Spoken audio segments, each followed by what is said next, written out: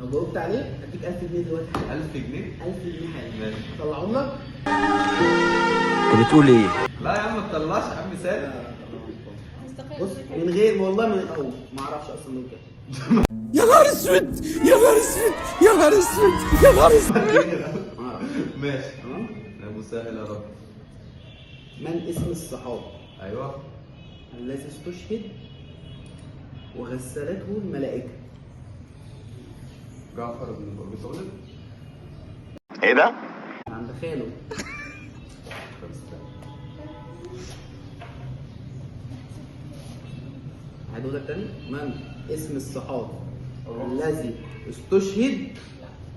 استشهد وغسلته الملائكه؟ ولو جبت الاسم تاخد دول، لو جبت السبب اشمعنى ده اللي غسلته الملائكه تاخد دول. ولد انت بتعيط ليه كده؟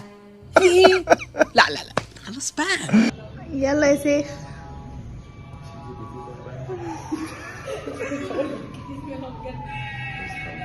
هرجعهم. لا احنا بنستبعد والله. هو اسم مش معروف. ما انا فاهم. لا احنا ما نكدبش في الدين. ما نكملش في الدين. طيب. ارجع فلوسي؟ رجع. ارجع فلوسي. الحمد لله. مين فلوس بقى؟ حلال. مين؟ لا يعرف بقى يجاوب.